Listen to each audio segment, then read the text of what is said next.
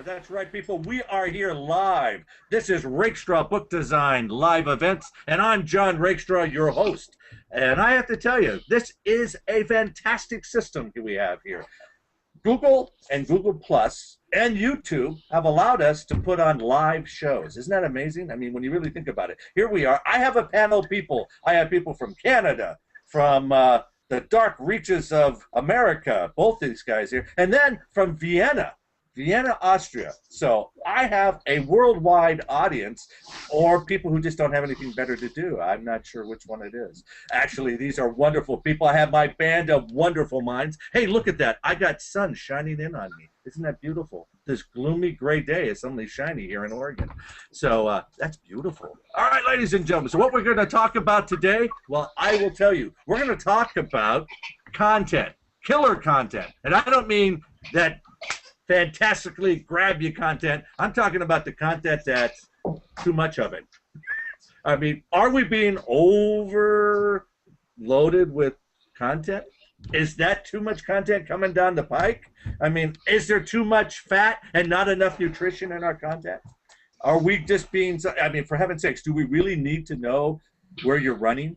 Do I really need to know, that you're eating at a certain restaurant? Do I really need to know that you just bought something at the store? And you even show me what your groceries are? That's very nice of you, but do I really need to know that? So it makes you wonder. Now, I can understand that you need to tell certain people, like your family or your friends or whatever, that you're having a dinner party and this is what I brought. What are you going to bring? I could see that. Or when you're walking down the street, you suddenly, it blops up on somebody's phone that you're actually eating in the restaurant right there. But maybe you didn't want to ask them in to eat with you because you didn't personally ask them, but now they know. I mean, this is an interesting world we're starting to live in. Are we getting too much content? So that's what we're going to talk about today. There's many aspects to this. There's the idea that, we love having more than enough. We're, demand. I love on-demand TV, and I guess that's what Internet's becoming, is on-demand. So, but some of it's not by my demand. Some of it just comes to me because I circled somebody, or I put them in a friendship area, or I added them to some list, and now I get information that I didn't really care to know or didn't need to know. So here we are. Are we overstimulated? Is that part of the whole thing? And is it burning us out? Are we all getting burned out? So we have a lot to talk about today, and I have a marvelous band of wonderful people. My merry band of wonderful minds is with me today, and that is J.C. Kendall right down there. Great guy. I mean, this man has, he is, like me, enjoys his food. I'm going to tell you, I've seen some of the stuff he puts up and tells me what he cooks. I mean, this guy is, I've already told him he's adopted. He can come live with me anytime he wants. Oh, that's right. We didn't finalize that. Yeah, I know, because I'm sending, my son's going off to E3, so Yeah. he gets a hold of me and says, I want to be adopted by you. And that had nothing to do with food. I know, but that's okay. Nothing to do with food. Yeah, I mean, certainly I would have raided the fridge, but once I'm adopted, I kind of get that right?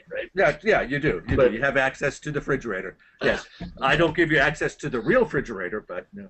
It still stands. J.C. Rakestraw. That's it. It works. It works.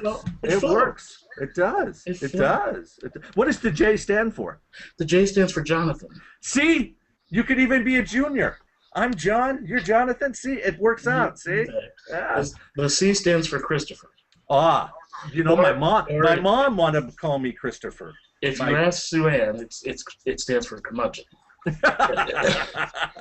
Then we have Jim Ault, the man this guy does beautiful 3D graphics. He's also a major coder. I mean, if you want something coded, this guy knows about it. He doesn't want to talk about it because I don't think he likes to do it anymore. I don't know. But the man is a major coder. He understands coding. He understands all that stuff. It's amazing. Just to pick his mind, the things you'll find out. Jim is a great asset. And if you want to, please circle Jim. He's fantastic. Hey, we have that. Yes, go ahead. I'm sorry to interrupt. Susanne wanted to say hello, if you have a minute. Hey everyone. Hey, come on. How are you guys? So good to see you. Nice to see you too. Wow, did you want to join in, or are you just going to stand back and listen to your your better half? I'm standing back and listening to all of you guys. All right. Well, it's good to see you. All right. Good. Nice to meet you. Fantastic. It's good. Notice he said better, not bigger. Yeah, I don't have a lot. I don't have a lot of ground to talk on that area, you know. So I don't. And then we have Harlan. Harlan. Now, Harlan is a man who has done, I think, 350 jobs in his lifetime. He has done many things. He's a fabulous artist. If you get an opportunity, he has some beautiful art out there. He's a writer. He's also the guy who chronicles every week our show. He puts up his take on what we did and what was going on. Harlan is the 100th monkey, as I like to say. That's what I think he goes for that title. He's the 100th monkey. You know the story, you throw a bunch of stuff into a room and the 100th monkey will make a nuclear weapon. That's Harlan. So. And then we have the wonderful and beautiful lady from Vienna, Susanne, and she's a marvelous lady. She has what, 50,000 people following? Is that really true? Is it over 50,000 circles? Are you that you have that many people who have circled you? That is most of them. And she also does art. She does a whole thing every day of a piece of art. She puts it up, major piece of art or a lesser known piece, gives us a description, who did it, and also her feelings about it. So that is on the web, on Google Plus, every morning. You can just go there and it's wonderful. And she's also been on my shows, pretty much almost all of them. There's only been a few. So she is a standard here. Without her, this show would sink. So here we are, ladies and gentlemen. We are ready to throw the topic on the table and have a conversation and conflict and fights. You know, we want that because, you know, I don't want a bunch of yes people anyway. So let's start out with this. What do you guys feel about content? Are we overstimulated? Do we have too much? Are we being fed too much fat and not enough nutrition? Let's go with, well, let's see. Who am I going to choose as my first victim today? Well, okay, I'm going to be nice. I'm going to let somebody who's been doing the show for a while first start, and that's Susanne. Thank you. I feel like the kids in school used to do, you know, when you're lined up and somebody's picking you for a team. You know, it's like, you're going to get picked out. Am I going to get picked? Am I not going to get picked? This is one time where you probably go, oh, thank God I didn't get picked. That's true. Well, I always said that in sports too. Okay, content. Too much, too little, the right kind, the wrong kind. Two aspects. So one is what you share yourself, and the other is what gets shared with you, what you see in your own screen. Let's start with what you share yourself. There too, I think there's again two aspects to it. The one is the number of things that you share, the quantity.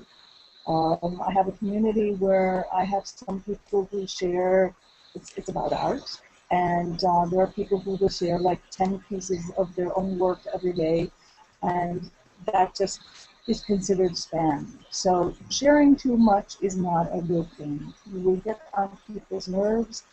I think it just doesn't really add to the value of other people's streams. The other thing is the quality of what it is that you share. And as you said in your introduction, John, you know, I don't share. I am now going to the post office because no one cares. Even I don't. Okay, I don't want to go to the post office. I go because I have to. So these are the kinds of things you don't really want to be bothering people with, apart from the fact that you have privacy issues.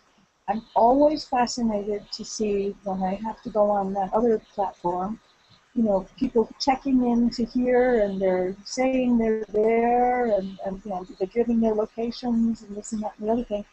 And I mean, that's all very nice if you want to meet your friends, but it's also a really great way of letting people know that you're not home. And the same people who share where they are right now are usually the ones who have all kinds of pictures of their apartment numbers and their address and their cars and whatever. And you know, there are increasing cases of theft, fraud, all kinds of things that are based on these kinds of shares. So you need to be aware of that. You need to be careful. That's as far as doing it yourself. As far as getting things from other people, I mean, hey, that's up to you, okay? If you're going to add every snowball circle that comes around into the plus, where all that's required to be part of the circle is to share it yourself, and then your name will be in the share tomorrow, you don't know what kind of quality people you're getting. And, you know, you more or less you deserve what you get, okay? There's a saying in German, you have the kind of government that the population deserves because they voted for it. And I think the same applies to your stream. You have the kind of stream that you want to have because it's, at least on Google Plus, it's completely under your own control. So just as an intro, that was not my take on it. All right. Great, that's good. I like the way you brought up the security issues. I also like the way you brought up how you're responsible for your feed. That's true. We are responsible for who we circle, who we friend, who we put into our influence, our corners. You know, we are responsible for that. So that's very well put out there. So, JC, what do you think about this? What does this all mean to you? I mean, someone who does a business online, this is not just playtime for you. It's not just I'm out here just having a good time. Yes, you do have your fun parts, but you also do run a business. How does this work with you on the idea of content? Is there too much? Are you worried about, you know, are we just putting up, you know, just whatever? Because a lot of people are. Do we have to stop and think about, is this important? Should I hit post for this? Is this something I should be talking about? You know, it's very, it's really difficult because there's a balance. Because Tech Persona is so online focused, it's kind of out there. Everybody knows what we do. Well, let me step back a bit. I was the focus of an article in Inc. magazine about authenticity, where the writer was somewhat concerned that on Google Plus and on my blog and other places that I'm out there, I'm forward, I let people know exactly what I think. Part of the reason for that is that I want the people who work with us, and a lot of people on Google Plus are our clients, and we hope for more all the time. But I want them to get an expectation of what it's like to work with us. Not just that we're competent, but that we're either, well, kind of that, you know, we're fun-loving and we poke fun at ourselves, and you know, I fight a battle all the time because this is not an approachable baby face. When people don't see my face and go, oh, he's so cute, he's cute, cuddly, fluffy, all that stuff. So I'm trying to let people know that while I pretty much get to the point in my writing and comments about the industries that we work, at the same time that I can be reasonable, I can joke, I can play. And I've had clients tell us that you know, I was kind of intimidated of what it was going to be like to work with you because you're so adamant about certain things like content and SEO and things like that. And they looked at some of my other posts, my posts about the food and you know, me with dogs or me with kids. I posted I was flying up from California last week, and there was a baby sitting across the aisle from me. And this kid, this beautiful little baby boy, he somehow was fascinating me. I'm watching Battlestar Galactica on my phone, and I think that got his attention. But so I took a picture of him. I asked his dad if I could take his picture. I took his picture, and then I posted, this little guy and I were talking marketing at 38,000 feet. and just something a little funny, you know, and it's not all for the purpose of marketing. I'm kind of gregarious. I like my life. I enjoy myself, and I like to share it with other people. That's one of the great things about being in Victoria is that I've come across the perfect city for me. I like sharing that. I like sharing that with people. And some people find it fascinating, some people don't. And I tell people if what I'm giving you consider spam, you can always mute me. You can always the control is kind of in our hands. There was a guy who, well, he's still there, I'm pretty sure. There's some gentleman who posts dozens of beautiful pictures of flowers every morning, about 8:30 a.m. Pacific time, every day, 20, 30 pictures of flowers. Well, you know, if I'm on my phone, I don't want to see, even I don't care how beautiful they are, I don't want to see 30, 40 pictures of flowers. To the point where I finally had to mute the guy, even though I like the flowers. If he was posting maybe 2 or 3, that'd be great. but he posts dozens of them. I mean, AJ Cohn has, you guys all know AJ. He's a brilliant guy. He does I didn't wake up in such and such city every day. He's known for that. It's part of his personal brand, and he's done it so well that nobody tries to copy it. He's the only one who does it. It's very interesting, and it reminds you that AJ likes to travel, that he's kind of a fun-loving guy too. Or not kind of. He's a fun-loving guy. He's a good guy. But we all have a signature about ourselves. For a long time, nobody knew what the hell I do for a living. They just thought I ate gummy bears all day. So You mean that's not your job? Oh man, I am totally shocked. I actually tried to make it my job. I did. I did. I've been in contact with the good folks at Haribo and wanted to do a campaign for them. And they looked at what I'd done, and I almost got the right to do their brand page for them. But it had to go through the German for approval. And sadly, we were declined. But they know that I love their product, and everybody else on Girls Plus knows their product. Yeah. So I hope I don't do it to excess. I hope I don't offend anybody with it. I've worked on issues of language and content, and what words are appropriate, what words aren't appropriate. I spent a lot of time in the Marine Corps, and we develop a different language in the Marines, and sometimes that's not appreciated.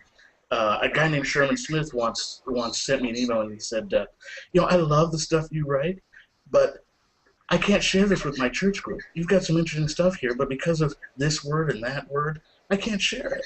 That stung, but it was information I really needed to hear, and it's been very beneficial to kind of limit the expletives. And now a lot of times you'll see on something I write, expletive deleted, as opposed to let them know that I want to say it, but that I don't. That's good. So it's kind of there's a balance. I have a personal brand that goes along with the business, and because I want people to know that working with us is a fun thing. It can be enjoyable, and that's it. Susanne's kind of fun-loving too. Everybody knows how fun she is. And so it helps. It actually helps with the business.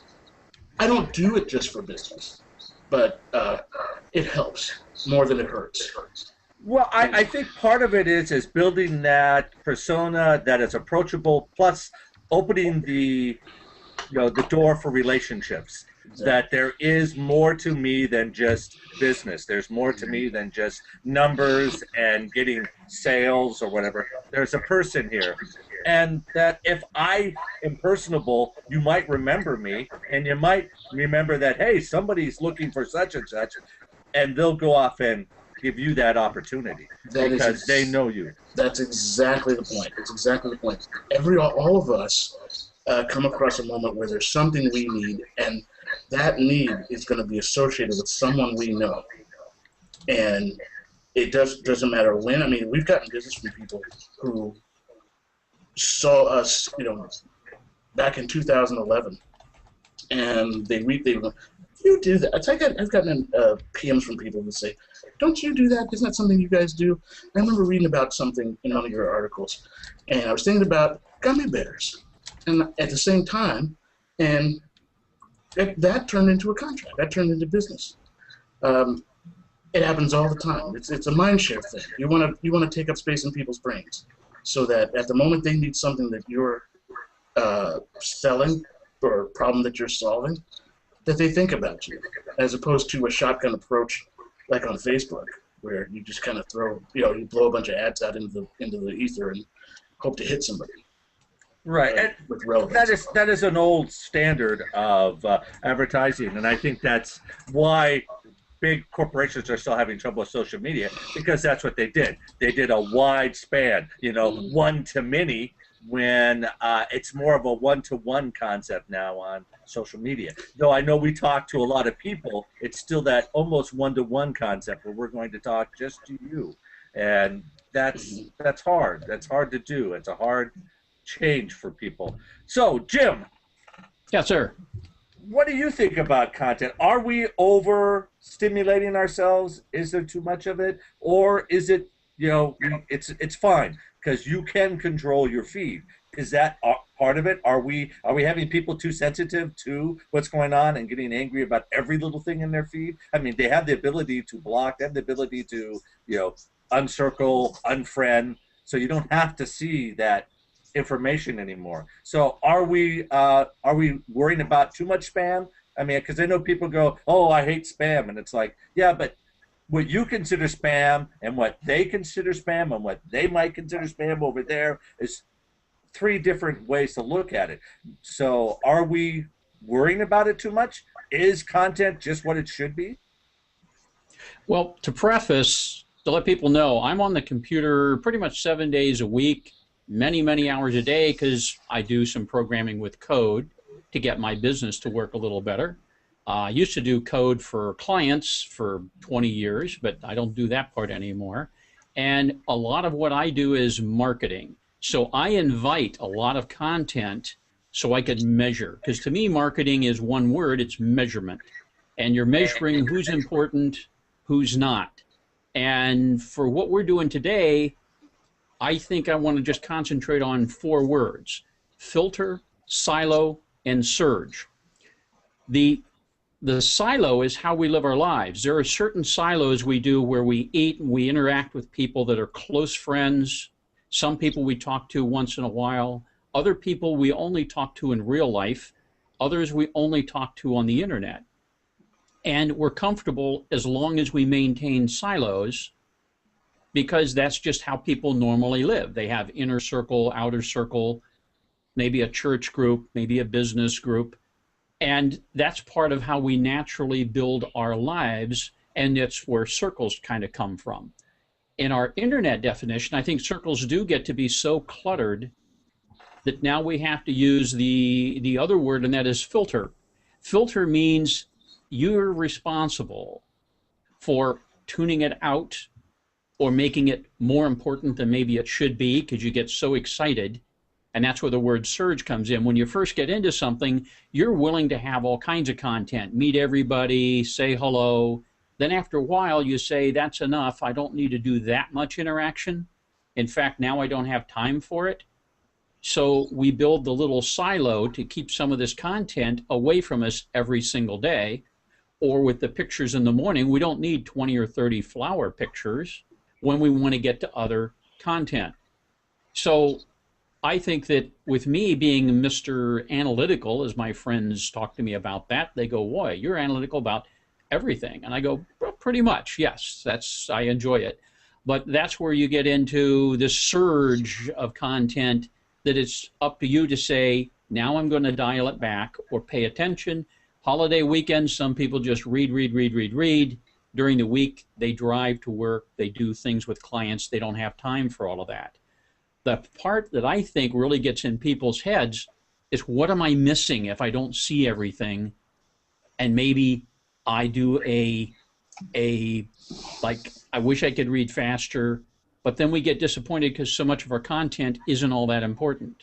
JC mentioned the reshares, and so did Suzanne. Yes, resharing a lot of content for people that just only reshare means you don't really learn about them. And if you wanted to, you'd have too little information. But then if you say, I don't really care about them, the reshares are just annoying, I'll tune them out, ignore them. And I can go through 1,000 posts pretty quickly because I have these little rules set up in my head: stop, filter, filter, filter. So I don't know if that gives you a clue as to how I think about it, but I'm in the marketing side where I really want to see a lot of people yak, or the ones that put up only really good stuff and people pay attention to them. I want to find out who those people are. Yeah, I agree with you. What I do is I do go through posts, I go through emails. I mean, as soon as that happens, I'm filtering stuff myself. I'm looking at it quickly, opening it, seeing if there's any pertinent content in there. So I quickly scan through it and then decide, okay, I'm going to save this for later.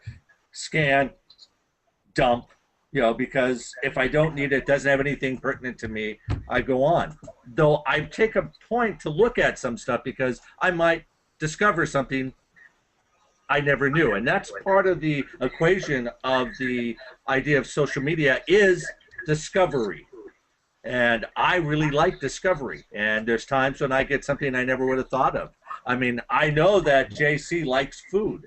So, because I see him talk about it, which actually is a great discovery because he and I have had a few conversations about food. It's fun. You know, we'll jokingly say to each other, we'll talk about it. I'll show something I've cooked. He'll show something he cooks. It's sort of fun. You go to his feed, you see that. But those are the things you look for. Those are the discoveries that I look for. John, was it the Elvis Presley pound cake? Oh yeah! Oh God, that was fabulous. That was fabulous. Yes. Yeah. See, those are the things that you know. Those are the gems in life.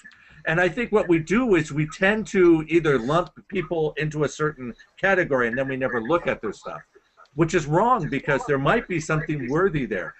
But on the other side, we only have so much time in a day. So we don't have the ability to read everything that comes on our feed. So I see where Jim was saying it's very good. He looks at it from a marketing point, which is very good. JC also looks at it from a business marketing point too. I do too. I have to take a look at all mine because I do a part of our business, a large part of our business, my wife and I, here on the net. And I have to think about what I'm doing and what my persona is. There's the other side of it, which we haven't brought up. If you put up stuff that you shouldn't, people will look at you and go and peg you, and you've lost a client possibly, all because of an opinion, all because you have, so you have to be, you walk a very thin line here. And I know some people say, well, you should be, who you are. Well, yeah, but sometimes, as JC said, we use colorful language, and some people don't like the colorful language, and that meant a whole sector of his business, which could be used by those people, aren't going to be used because the person who is the gatekeeper to that said, your language is a little too much for us. We're going to have to, I wish we could use you. But then you just find other words to say. You find more articulate ways to get your point across, and that's it takes practice. It takes a lot of practice. I mean, the Marines were one thing, but then I went to Microsoft. With those people. Yeah. And people don't understand. There's and there is a vernacular in every group, that sometimes is a little different than what we're used to, or it's what we're used to. So, I hear it on the bus with kids. I'm a school bus driver during the day, and I hear language sometimes where you go, you have to tell, hey guys, tone that down. But it's conversational language now, some of it.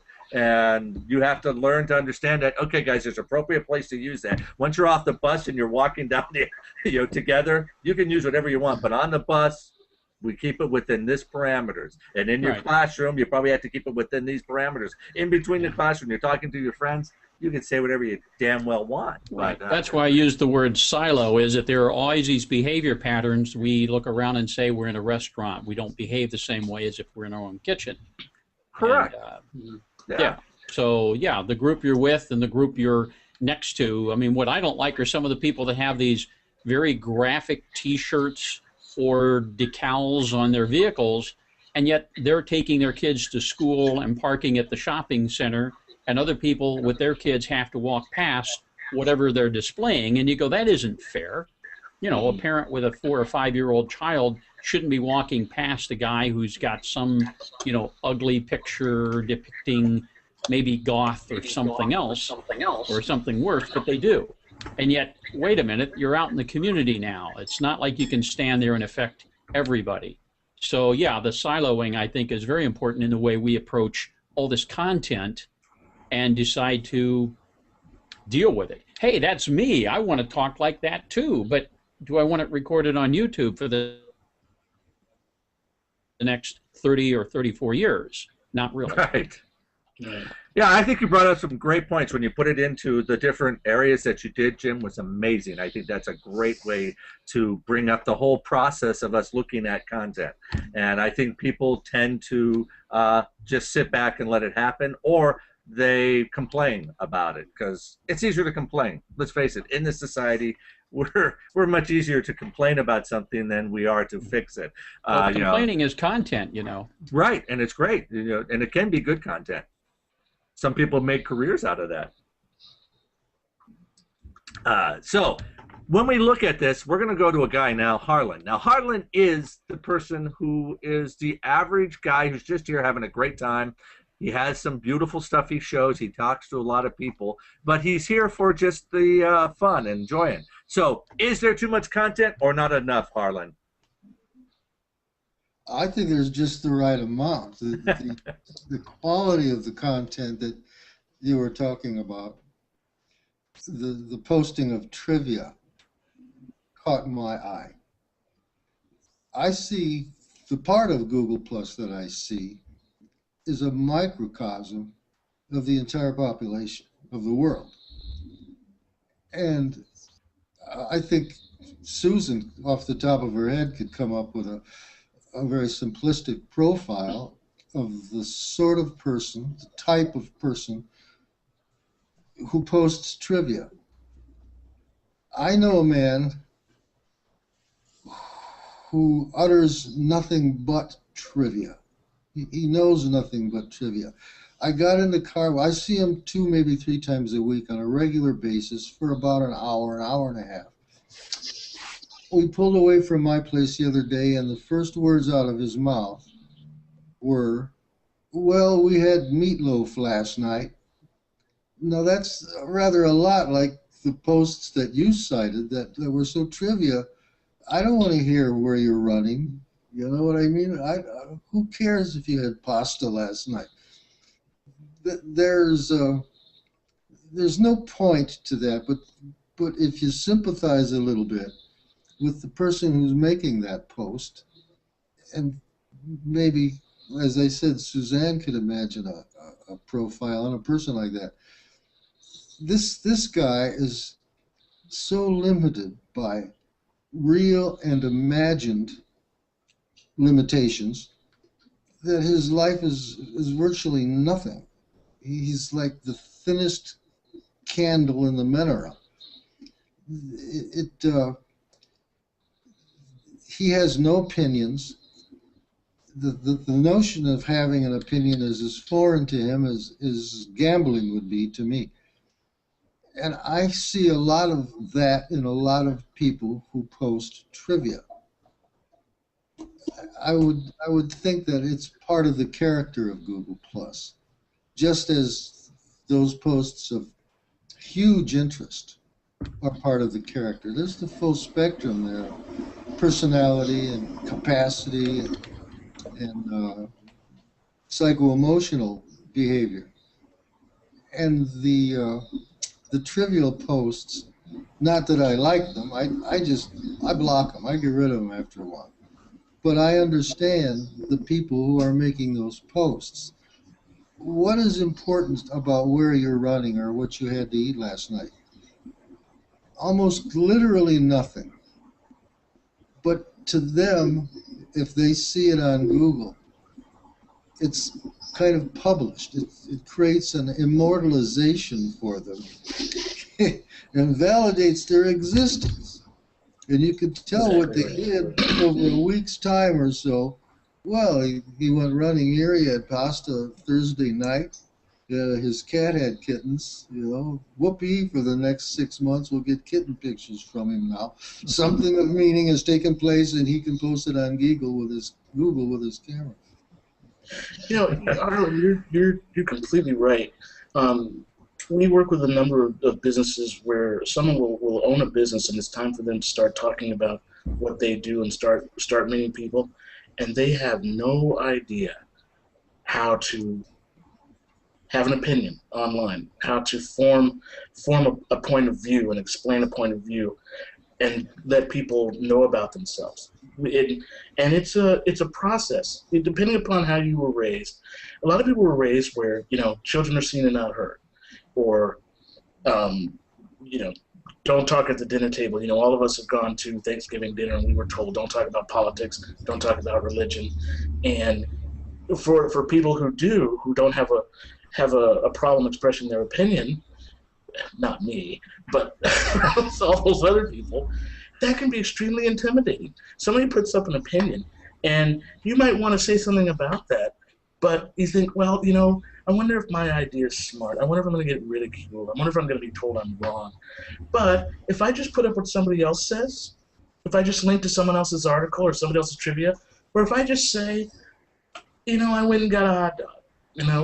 I'm still alive. I'm still a human being, but I didn't take any risk. I didn't put myself out there, so it's safe. And that only 5% of the people on Google Plus actually post anything at all. Only 5% of us. The rest of us just read what everybody else puts up there, whether it's trivia, whether it's an article or an opinion piece or something interesting. That's it. Can you imagine if all 350 million of us were actually posting every day? Could you see the servers all go down? Could you see Google going, what the hell's going on here, people? Right, and I think it's part of the reason why Google Plus is really, it's a hard transition from Facebook and a really hard transition from Twitter, and because there's dialogue here. You can go to Twitter and you can say anything you want, and you can close it. You don't have to, stick around, because if there's a conversation, it's not going to thread, and you're not going to see. You can't make the connections between the comment and the responses. But on Google Plus, if you put up something that's interesting to people, like I had, 30, 40 responses to this silly notion that Canadian money smells like maple syrup. Yes, that was great. That was great. I just put it up there, and it's people want to talk about these things, and people can read that stuff. Some of us are online for entertainment purposes. Some of us are up there for sharing. Some of us are up there for business. Who knows why people are up there? But they all have their reasons. And I found working with clients who, a person, it takes guts to start a business. It takes guts to go do all the accounting and investing and the procuring products, creating an audience, selling, all that stuff. People find that easier than just introducing themselves online. They really do. It's amazing, but it's out there. So Harlan, you're right on the money. It's hard. It's trivia makes it easy for people to validate their lives without taking the risk. So I have a question for Harlan. Do you think your friend tells other people that he saw you and talked with you during the day? Yes. Okay. So you're just part of his trivia monologue? Yes. He is. Okay. He has most of his friends are on on the computer. Okay. And my only friends are on the computer. So there's a correlation. So I have him to look forward to for conversation every Tuesday and Thursday. Okay. It lasts about an hour. Yeah. And I do most of the talking. And sometimes he gets mad at me because I ask him questions. There you go again, Rob, asking me one of these damn questions that it upsets him, And I'm only asking his opinion. So, right. So if you see the profile there, there's nothing to validate that person's existence. And so the only thing he can think of is trivia. We had meatloaf for dinner last night. Yeah. Whoop, goddamn pea, What do you think about Benghazi, for Christ's sake? He doesn't know anything about it. He knows nothing about it. And a large amount of people don't. They only know what they're told or the opinion they're given. And that's another part of this whole process, is that our opinions just handed to us. Is there a sheet that says, here's what you're going to talk about this week?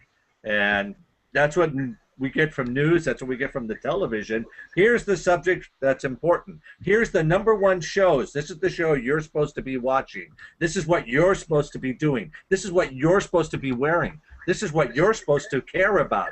You are supposed to care about these cats who play the piano. These are the things we're being told. Now, are we being spoon-fed our content of what we're supposed to talk about? And those of us who are doing the 5%, are we opening up the doors and saying, hey, people, follow me. There's more to look at. Trust me. You can even have an opinion. Now, Susanne, you haven't had a chance to talk, so I'm going to let you talk about that. Or I should say this way, Susanne. Thank you. Okay. I love the spoon feeding.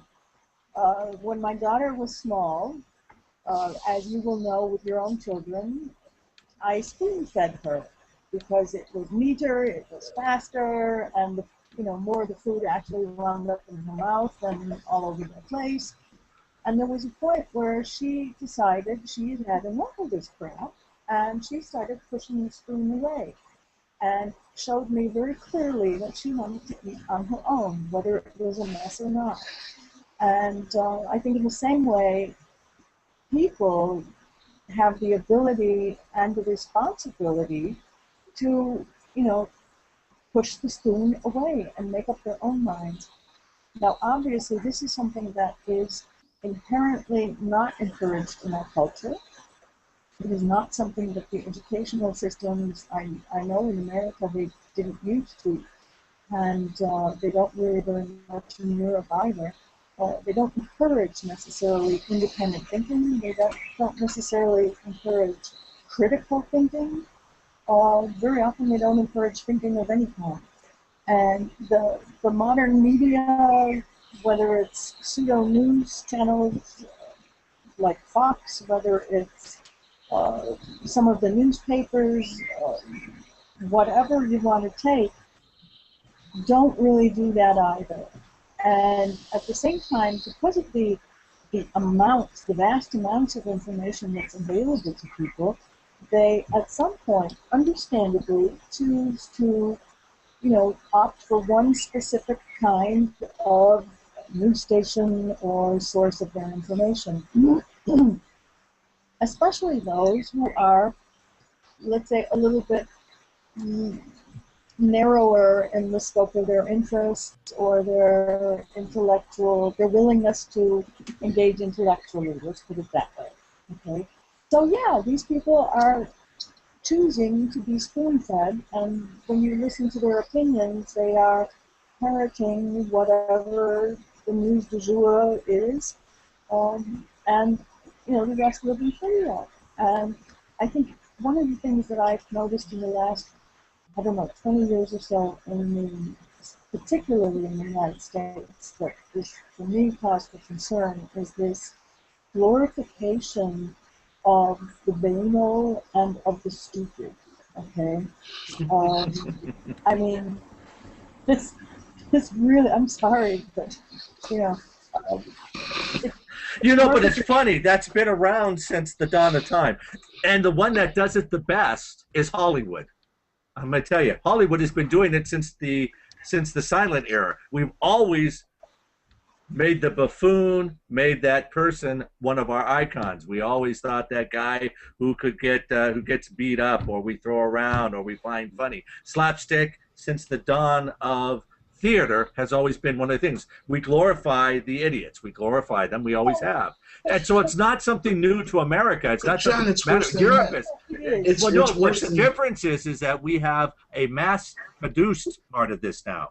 So that's the difference. I don't think it's any different than it was in the 20s or in the 1800s or the 1900s or anything else. It's just that now we have a distribution system. You want to glorify this concept that at one time we were so wonderfully enlightened that we could do. No, at one time only the people who we figure had the right to speak were allowed to speak.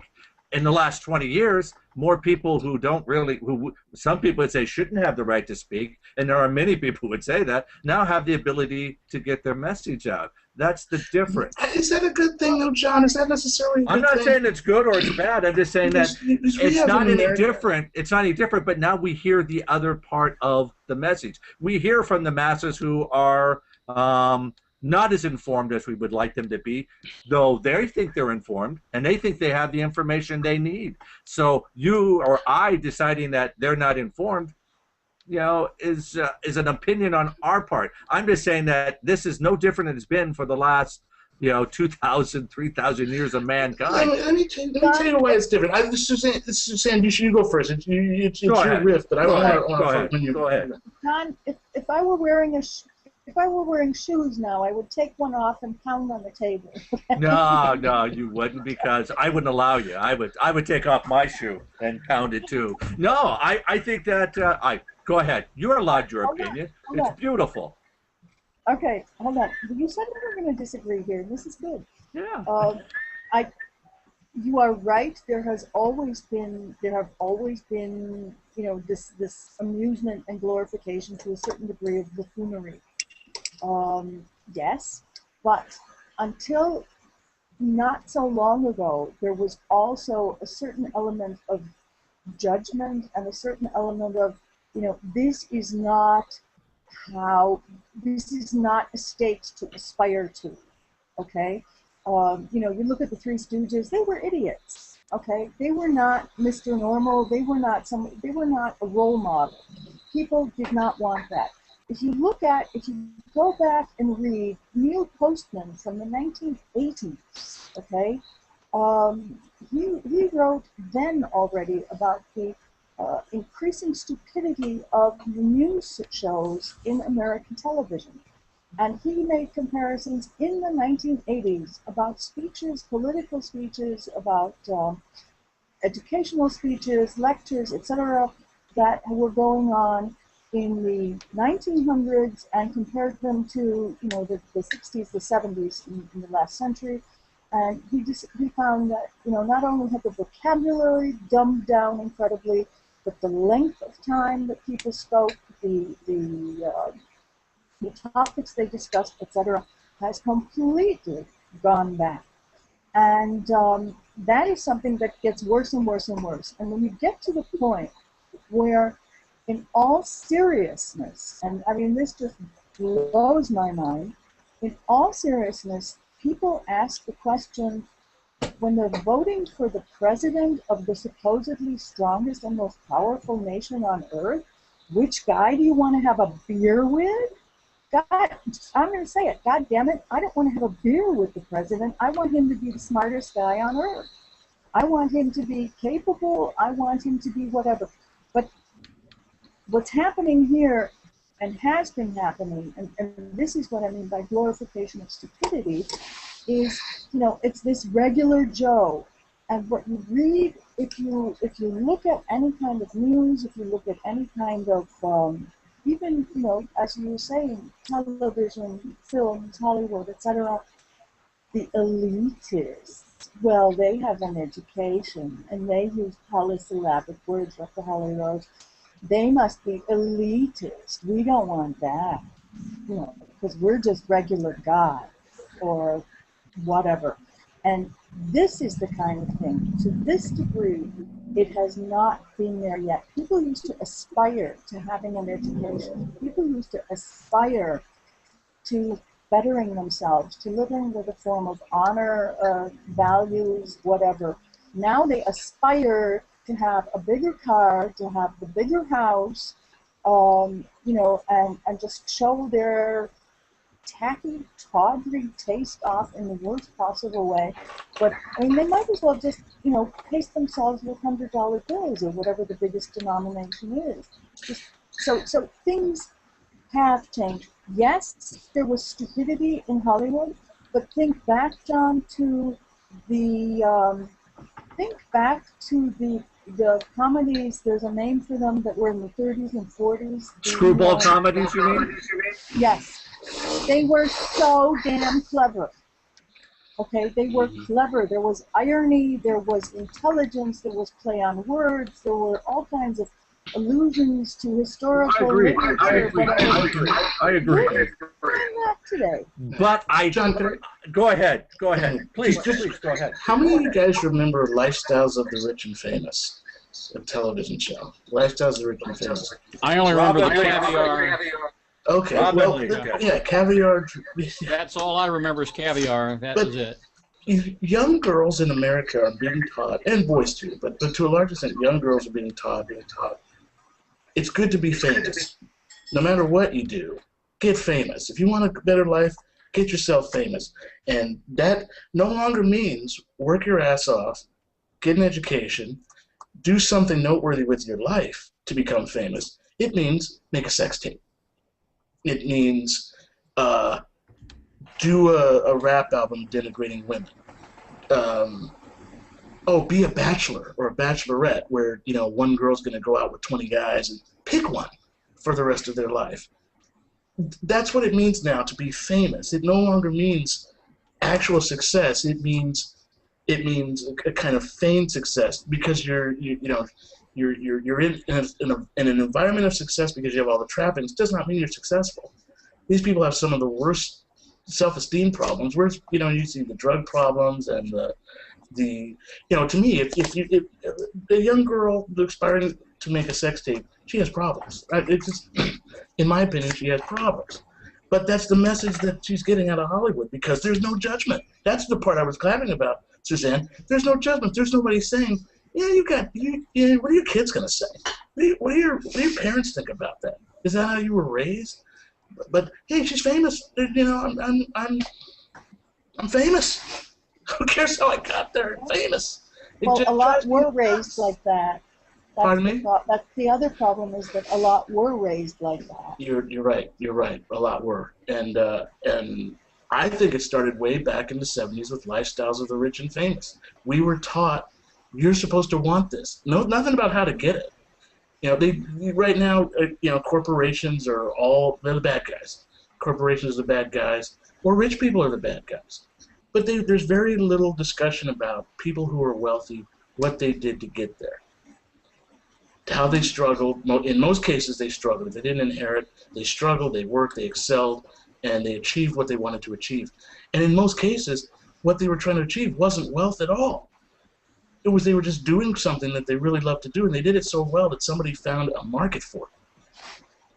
And okay, I'm gonna stop.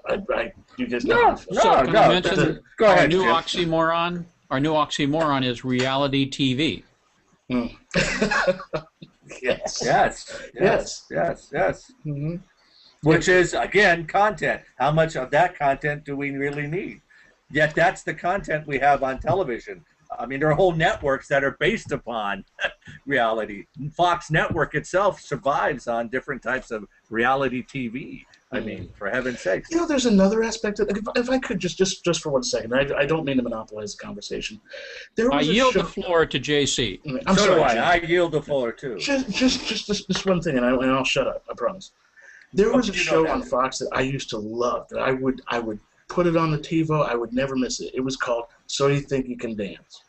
You guys ever? Yeah. You guys know about that show? Yeah. Well, at some point, instead of showing dancing, they started giving us these human interest stories about how, the bad things that had happened to a particular dancer, and now they've gotten up to the point where they've done an audition. To me, when you're auditioning, you haven't done crap. Excuse me. When you're on Broadway and you're dancing in a professional, group, then okay, you've achieved. But they've made it so that every human interest story of overcoming adversity is what makes people great. Overcoming adversity makes you human. What else are you going to do? You just sit back and say, "Oh, adversity got me." It drives me. I couldn't watch the show. It's unwatchable now because I don't want to hear about the sob story of how somebody got on stage to do their audition. I want to see them dance. And every year there's been less and less and less and less dancing, and more schlock of make me cry, make me connect with that person on an emotional level. If you dance your ass off, we'll connect on an emotional level. Go ahead, Susanne. I'm sorry. Okay, I'm stepping I up. have a question for you, JT. Have you obviously watch the media closely? I've missed a lot of it by being in Europe, but every time I was in the States, starting in the '80s, I noticed that, on television shows, on movies, and especially in commercials, this thing with "you deserve." You're worth the best. You deserve only this, and you deserve this, that, and the other thing. And it just creates such an atmosphere of, I don't mean this politically, entitlement, of personal, individual entitlement. I am owed, okay? You know, And I do not need to apply myself. I don't need to try. I don't need to get past adversity because I am owed. I deserve. And that makes so people right. dumb. You're sorry. You know, if you come to Canada, I'm gonna throw a salmon at you. Okay? You Oh! hang out. Come to Canada. Let me buy you dinner. Yes. So you are absolutely right. I'm coming. I'm coming. When? Yeah. Well, we can talk about it offline. But Yeah, we'll talk but later. absolutely. Well, let me toss one more thing out there to get your opinion. What today the definition is totally changed in my mind. What constitutes a blockbuster movie these days versus earlier? Yeah, it used to be. It used to be that it was a good movie. It used to be that you either learned something, or you were extremely entertained, or it told a story accurately of some notable event in history. Now it makes money. Blockbusters are what makes money, and that's why we now have this thing of celebrity. And I said I wasn't going to talk anymore. I yield my time. Yeah. Look at the What's Hot list on Google+. To me, the worst part of Google+, and I love Google+, everybody knows that. I wish they would take that What's Hot list and just S-can it, okay? Because all it does is create little blocks of celebrity, and you've got 100 posts of one piece of content, couple of questions, and then it's I agree, I don't agree, I agree, I don't agree, I don't agree, up to the 500 limit. It drives me insane. What makes it hot? And it's listed as hot because it has all these responses of no information. Okay. No, that's right. No, you're if they fantastic. would get JC. rid of the What's Hot list and say, what if they had you could vote for something that's insightful or something that's informative, and say, do the informative list, do the insightful list, do the funny list, and let people decide. The What Hots list sucks. It just sucks. It does. Well, Okay. I just never see it. I clicked it away. I don't ever see it. Well, it's the same concept of we used to have Katharine Hepburn, or we used to have Betty Davis, or Tallulah Bankhead. We used to have these women who, sometimes you wonder, their personal lives might have had some stuff, but what we remembered from them was what we saw on the screen as to who they were with that persona. Now what we have is Paris Hilton. We have the Kardashians. We have and I'm not talking about the ones from Star Trek. And we're talking. Those were cool. Yeah, yes, they were. Those were cool. We have people like that. Lizzie Lohan and Amanda Bynes now. These wonderful young women or whatever who are suddenly celebrities, and Britney Spears, who's a celebrity not because of how good she does, but by how bad she is and by how much she causes trouble and has drug problems and has to go out and be, how many times do we hear about on late night jokes about Lohan? It's not fair, but that's what we hear about. I mean, for heaven's sakes, half of Jay Leno's whole monologue is about where he saw Lohan next. And you go, so once again, it's perpetuated in our entertainment field. It's not anymore about the wonder when we used to talk about Sinatra, who had, his problems. He's a womanizer. He did all that. But what we saw was Frank Sinatra, the performer. What we saw was that stuff we wanted to live to be. The Rat Pack. We wanted to be witty, be a guy, be one of the men, or those type of things. Now what we want to be is, and I agree, is that we want to be as dumb and as stupid and cause as much trouble as we can, because that's what gets you noticed. That's what life is about. And I agree.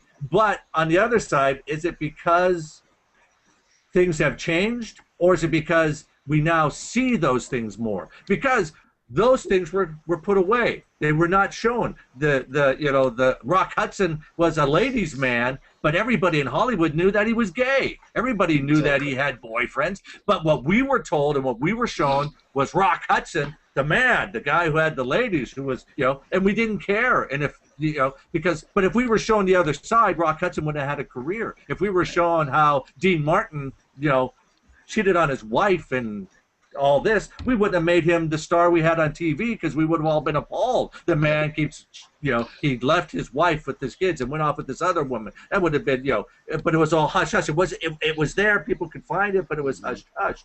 So we're now living in a world where all the information is just thrown out there. Boom. Here it is. Now we have to decide what we're going to do with it. I think, John, it's the dumber the population, the easier it can be controlled. I think it's just that simple. And it's about control. I mean, elections in America. I mean, come on. For heaven's sakes, you could vote a dog into office if you could get it sitting there with a good beer and a good platform. People would vote for the dog. I can tell you right now, the Chihuahua that runs the campaign, that runs the commercials for Taco Bell could be president if you did it right. If you remember when George Bush was running against John Kerry, John Kerry decided that he had to be. John Kerry is what Susanne described as what they call elitist, right? But John Kerry decided that what he needed to do was to go hunting and put on a hunting jacket and carry a rifle around. He walked into a gun store and said, "Can I get me a rifle here?" He decided that he needed to dumb down his persona to connect with the masses. Well, why? And then he goes to Philadelphia because I follow politics. He goes to Philadelphia for a cheesesteak, a Philly cheesesteak.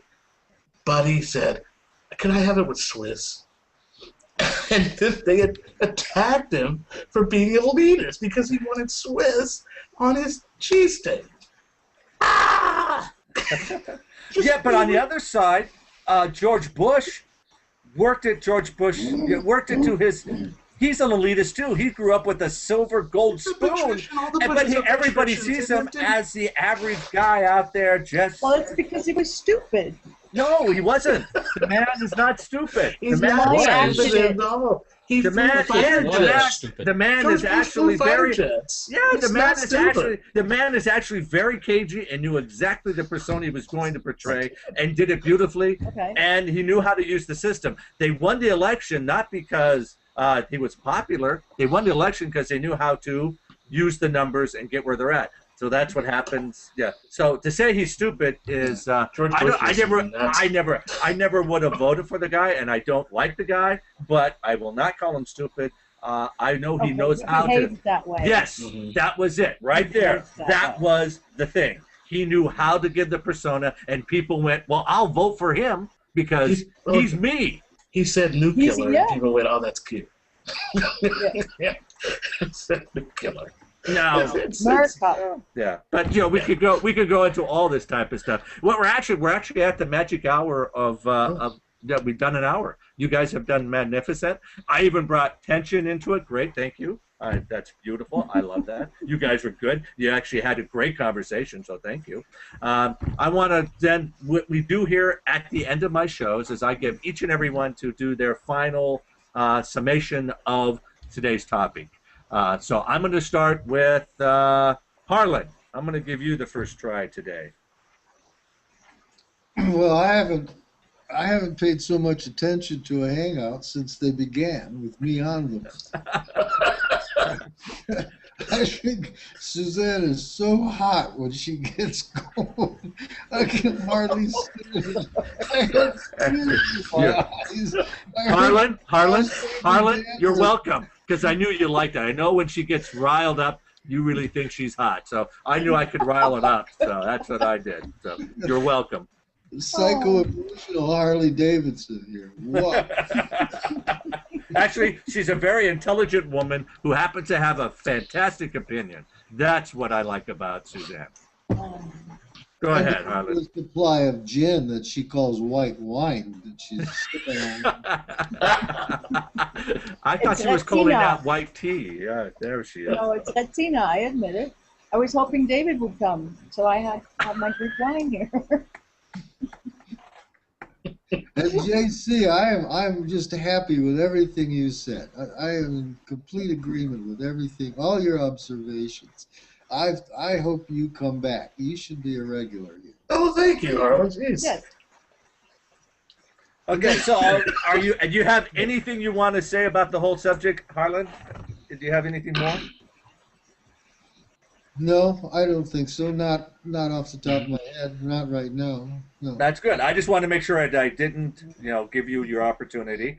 Jim, please, you're next. Oh, I thought Harlan's meatloaf story was the essence. Yes, it was the highlight. It was actually right. the whole. It's the word crest. that we'll remember for the next 4 weeks anyway, until the next show, I guess. But no, I'm glad that you invited me back. This is my second time, and I really enjoyed it. Here it's Sunday afternoon. Right now it's about 3 o'clock in the afternoon, and where you normally say, okay, on the weekend, not much is going to happen. I'm in control of my own destiny. Well, this show changed that a little bit because we had a lot of discussions about content and the stream, as they call it, and accurately so, the stream of all this content.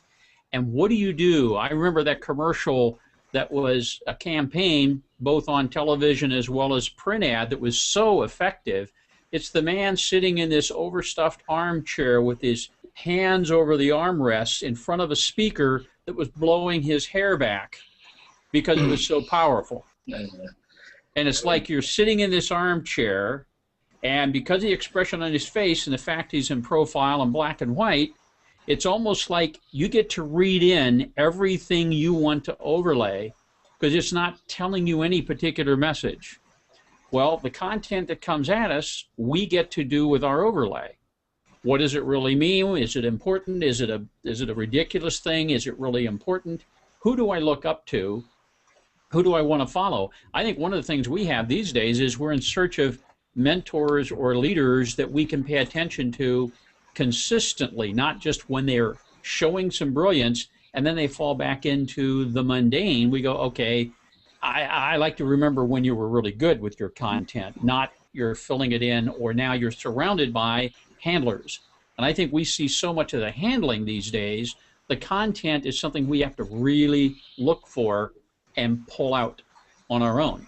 So today's discussion was more examples of, yeah, we're responsible and we have our own overlay on what we really want to see and keep. So that's basically my summary. Well, thank you, Jim. That was good. Actually, that was good. I'm impressed with that. Thank you. So, JC, your turn. I'm reading man. it off a teleprompter because I'm sharing what someone else said. Yeah. Hey, Right. That's reality TV for you right now. Yeah. Right off of Fox News and Friends, it's Friends. Right. Yeah. That's what I do. I just turn on a feed over here and just read what's going by. You can read stuff. Okay. It's much I just did easier. a keyword search for content and And I look so intelligent when I do it, don't I? Jim, that was fantastic. JC, please give us your take. Well, I'm just glad to be here. I appreciate the invite. I've been wanting to do your show for a while. I've been really, really busy. And I did say, please save me a seat for this one because content is kind of a pet peeve with me. Well, you always have a seat here. Trust me, you always have a seat. Well, thank you. And I got to concur. Susanne, brains are sexy on a woman. I concur. Okay, brains are just sexy. My sweetheart is one of the smartest people I've ever met, and you all know that from her stuff in the stream. But brains are sexy. Maybe now you'll circle me. I haven't circled. I'm just kidding. But as far as Harlan's right. I love the meatloaf thing. I love it, and I appreciate your compliment. That's very nice of you. Thank you, sir. I think that everybody knows I'm a Google Plus fanboy, and I am because it's social media that allows us to use the silos, like Jim was saying. We actually get to filter and decipher and actually discriminate. I don't think there's anything wrong with positive discrimination. We all have our goals online and in our lives, and we associate with the people who we either want to further their goals or we want them to help us further ours. And the suggestion that it should just be one big pot of goo of everybody, it never works out. You see the measurements about Google Plus, about the level of engagement. None of them take into account the fact that most of the engagement that takes place is private. It's within circles. There's all kinds of engagement going on, but you You won't know that unless you ask Google.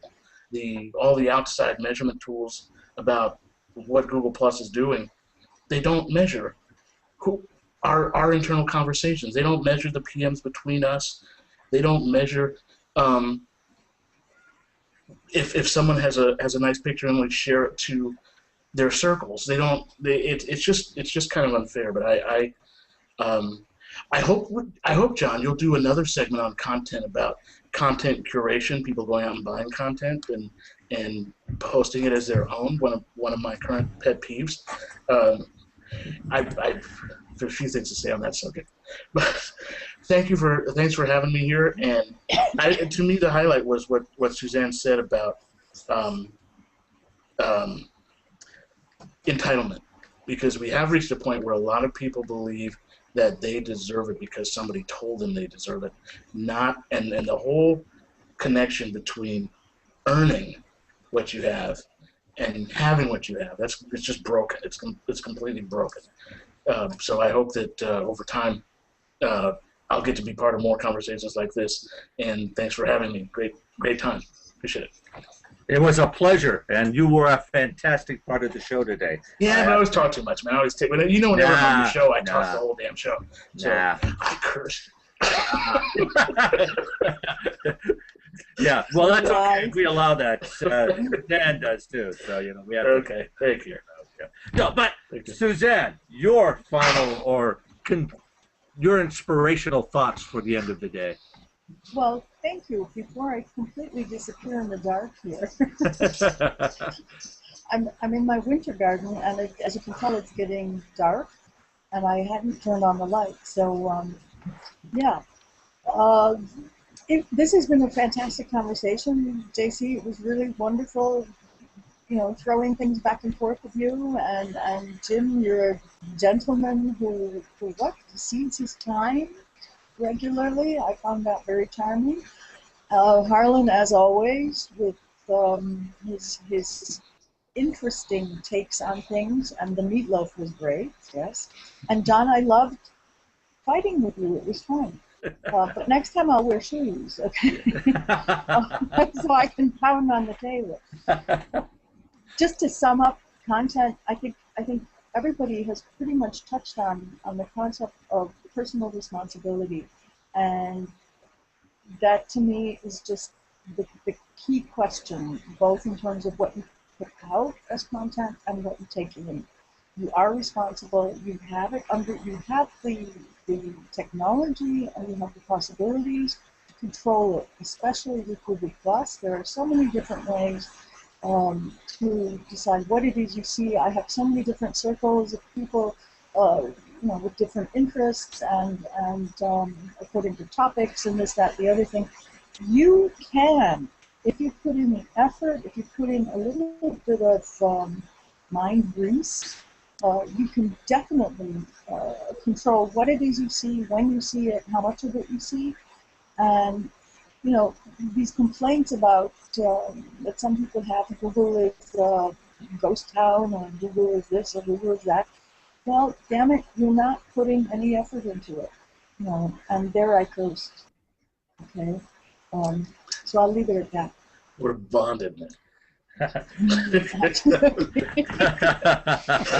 So, thank you, Susanne. As always, well put and well way to summarize it. Thank you so much. You bring such wonder and insightfulness. And yes, I enjoyed arguing with you, though I could take either side of that issue. I just throw it out there to cause a little conflict and have some fun. That's what I do.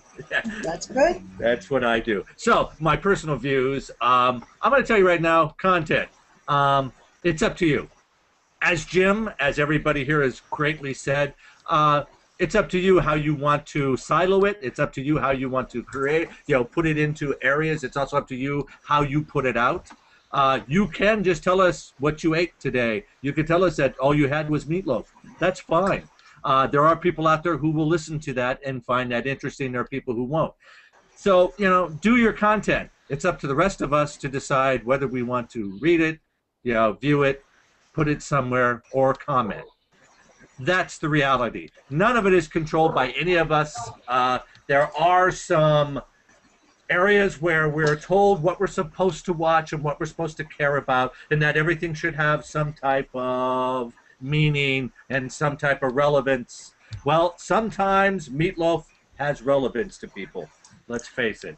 Sometimes. Meatloaf is always relevant. Always relevant. Yeah, I agree. My mother makes this great Dutch meatloaf, I remember as a kid. It was really good. I remember that. Yeah. But I digress as usual. See, content. But I want to appreciate that you took the time to come here, all of you, my band of wonderful minds. This is amazing. We had a great time. We had a good talk. Content is, yes, there is a lot of fat, but there's also a lot of nutrition. And, sometimes you can't have a good, tasty meal without a little fat. Let's face it. Fat gives you flavor. So don't forget to have a little fat with that nutrition. Yeah, it's there. You need it to sort of make it all work. So enjoy your content. Know that some content is whatever you want it to be. So I might not agree with it, might not care, but you do. So if you like watching Honey Boo Foo or whatever that show is with that girl from the South, fine, good for you. If you care to figure out who's the next bachelorette or bachelor, fine. Or if you like knowing about the cat that plays the piano beautifully, that's okay. Your content and what you want to watch is your business. My content and what I want to put up is my business. If you don't like it, don't circle me or uncircle me. Don't feel bad about doing it. If there wasn't a connection, there's nothing lost here. You and I didn't connect. That's all. Life is okay. Go on with your lives. Enjoy. All right. So next week we will be back here, and next week we're going to talk about reality. What really is reality? That's what we're going to talk about. Are we talking reality TV? Are we talking reality here on the net? When we talk authenticity, are we seeing the real authenticity or are we seeing a canned authenticity? Think about that. That's where we're coming. I hope all of you can be here for that one. So next week, it's reality. Man, it bites. Okay? All right? And I want to thank all of you. And remember to share. Always share. Share it. There's little buttons down there. Share. Plus us. And when you share me, I do the share dance. Ooh, yeah. Ooh, yeah. I love to be shared, people. And I share too. That's the beauty of social media, is sharing. It's the gold standard. We can plus all we want, but share. And when you share, don't just share. Tell us why you shared it. Tell us what was compelling that made you hit the share button. All right? Have a great week. We'll see you again, and that's next Sunday, right here at the same bat channel, same bat time, and with, I hope, the same wonderful band of beautiful and wonderful minds. Take care, people. Have a good week.